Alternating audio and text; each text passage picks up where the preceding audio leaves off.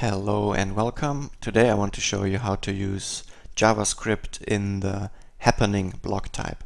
So the happening type is used for a variety of visual effects, of sound effects, and you can have it follow you around as you walk, or you can place it as a block in the world. First, you want to create an empty happening, because this way an editor will pop up when you walk over it, and then you can edit in real time, which is much easier for testing. So just hit the create button, choose the happening type. Now you want to draw a block, turn on symmetry here. Doesn't really matter now what I'm drawing, just a little sample. And I will call it empty happening and save. Now I place it in the world and I walk over it. And usually the first time you open it, a little sample code will appear here. And then you can edit it and hit play to see what happens. Let me open the help by clicking on the question mark there. And let's add a little example script. And hit play. And you can see there's a small rectangle or a particle moving here. So let's see what happens here. First, when you see these two slashes, that means it's basically ignored by the script. It's just a comment. So we might as well remove this, or you can use it for explanations that you want to add to the code. So every happening has an update function. A function is basically a little piece, a little module in the code that you can execute from everywhere. So maybe you find yourself doing the same thing over and over. Well, a function can be used as a wrapper to not have to write it over and over. And let's do a very simple example. We want a little particle, which you can also think of as a point, to be moving from the bottom to the top, and we want it to be red. So first of all, you need to declare your particles. And in JavaScript you're using a var keyword, which means variable, because the particle can hold any number of value. In this case, the particles is an array. Think of it as a list or a group of objects. And we want to declare this using these square brackets.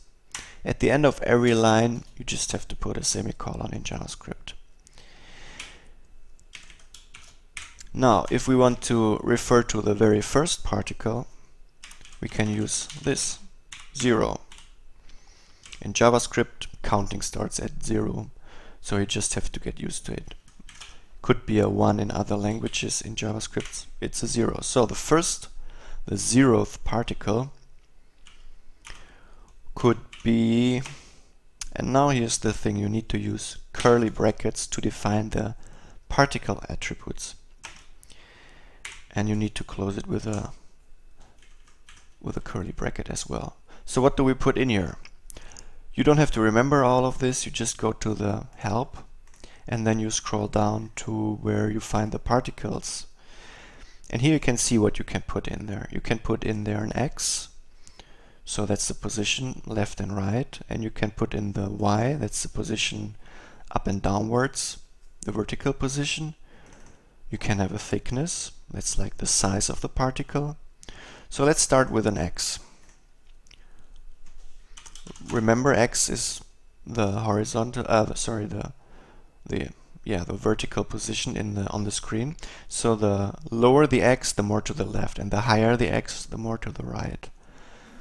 So if we want to put it a bit to the left, we would use a negative number here, let's say -40. And now we use the vertical position, and we want to use maybe -40. In most programming languages, when you refer to the screen coordinates, the lower the Y number, the higher up on the screen it will be. So a negative number would mean 40 pixels up. And I will explain more about what happens here later, but basically this is telling the script, okay, I'm done, return these particles and then draw them on the screen. So let's test what happens when we click play. You can see a tiny pixel here. We want to make this a bit bigger, and now we're going back to the properties list and we will see what is it called. It's called thickness. Okay, you can copy and paste this or type it yourself. Copy and pasting here, and we will use a thickness of 5 now. And look here, there was a 1 pixel there before, and now it's 5 pixels wide and high. So that was quite easy once you get used to the weird brackets and everything. And now we want to have it move a bit. So this update function is called by Manyland up to 16 times a second. We want to use each of these subparts of the second to move it a bit upwards. So now we don't really want to tell the particle to always be at this position. We want the position to be initialized at one time, but then only the movement will occur again and again. So what I'm doing now is I'm moving the particles out of the main update function. As soon as you put them at the very top here, they will remain as an object throughout the 15 seconds that the happening will run. And now I can just say, are the particles, is the first particle already existing? If it's not existing, this is a not sign. Well, then let's just do something for initializing it. Otherwise, just movement. And now for the movement, what can we do? We can say that the Y property that we define here just goes up a tiny bit every tick, basically. And we actually got a variable there to help us. It's called the tick, and it's coming with this parameter. A tick basically means move a bit, but only move in relation to the browser speed that is currently drawing on the screen, so that people with faster computers won't have it move faster. It will basically normalize the effect for everybody. So let's see what happens here. I will click play again, and there it's moving upwards now. Actually, let me center this. Okay. Now maybe we want to change the color. Let's go back to the initial declaration of the particle. And I can just enter a return here and continue on the next line, so that it will be easier to see what is happening where. I might also do it like this.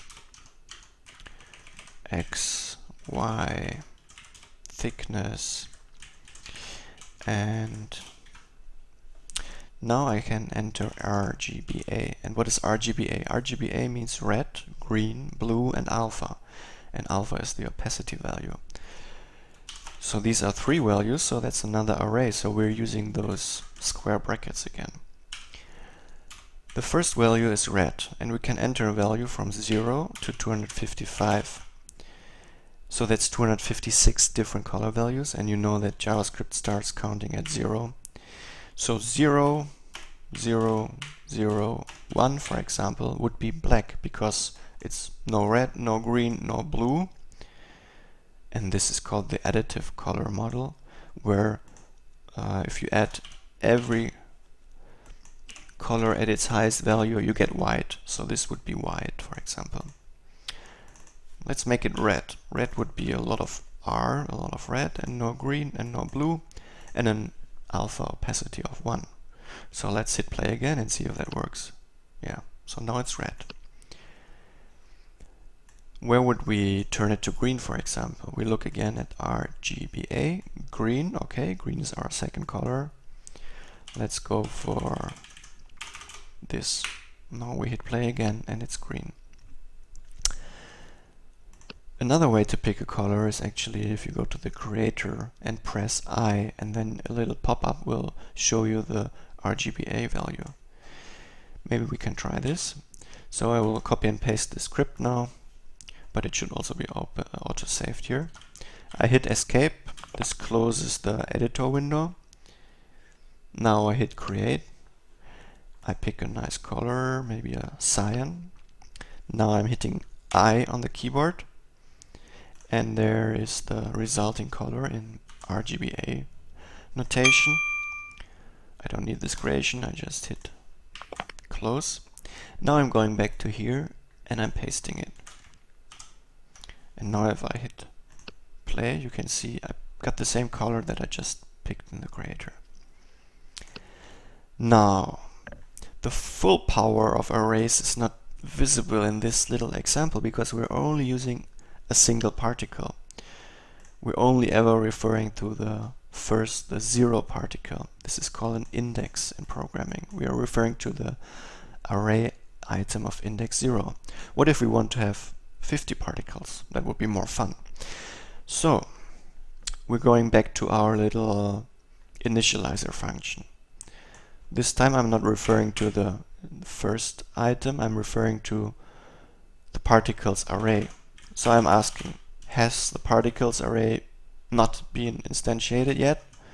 If that's the case, then let's set up 50 particles. So and I will explain a bit more about this later, but let me first write it down.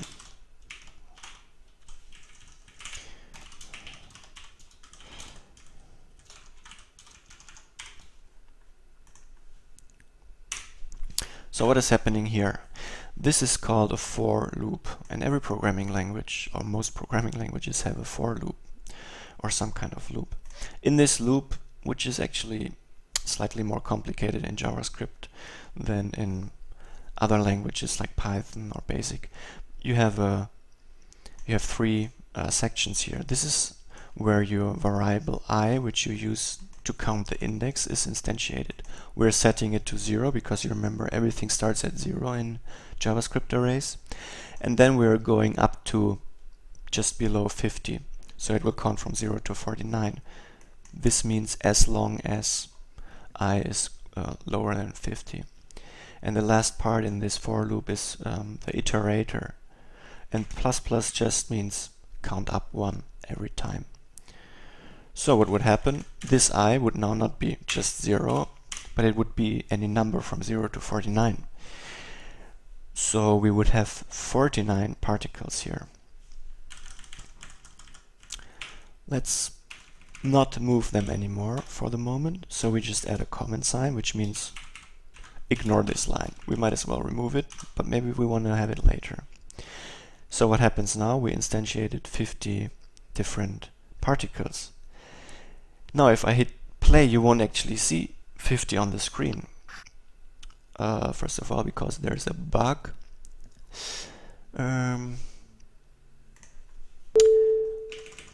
Really a better way to do this is to push into an array. Then we don't have to count here. Particles, particles, particles. Cannot read property push of undefined. Oh, okay. It's not an array.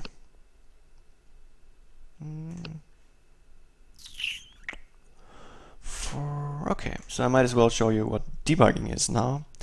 In JavaScript, you have a logging command, and we have this here as well. So we want to see what happens here. We want to log the I.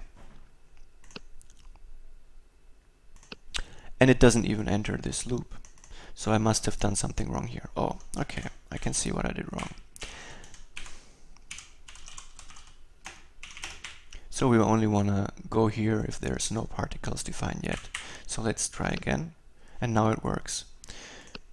So by entering a little log command, I was able to see where the code is executed and where it's skipped.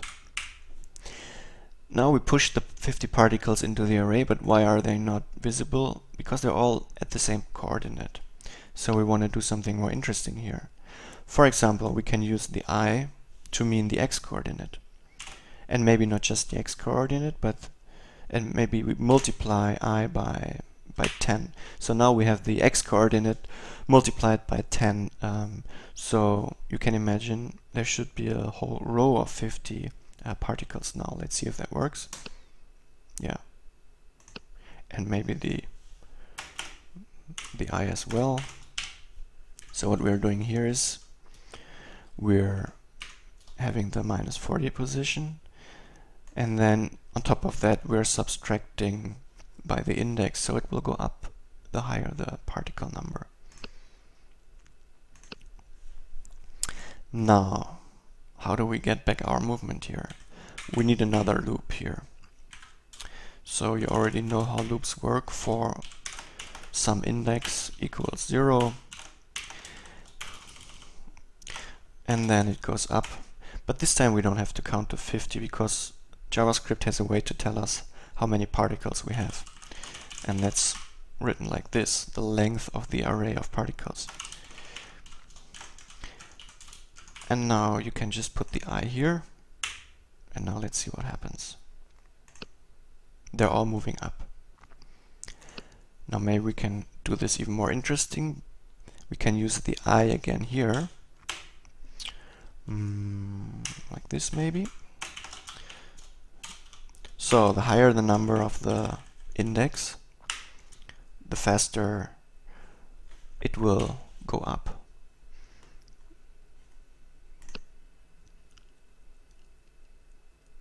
So the first one is going up very slowly. The 50th one somewhere here is going up very fast because we are multiplying the speed per loop by this value. Sorry, by the index and then this value. Let's give them another color as well. So we're starting at 0, right? 0 is black. 0, 0, 0. But we're multiplying, we're saying I times maybe 2. And let's see what happens here. You can't see that very well because the editor is overlaying the results. So let's move the X a bit further here, maybe a bit further down. Oops, I think that's too far. Sorry, should be like this. Where are the squares?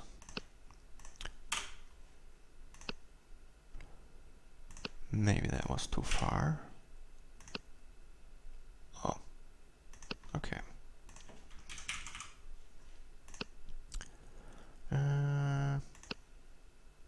Yeah, that's way too much. Was there a minus before? I don't know.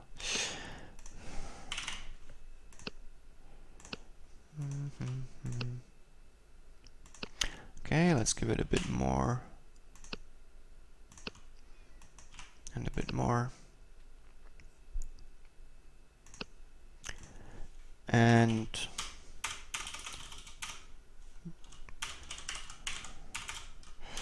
wait, just a little.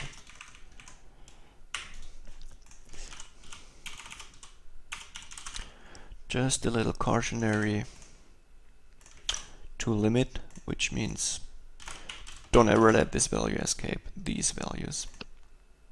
Okay, now we are happy with the result. We copy and paste this whole piece of code into a new creating because this is our final version.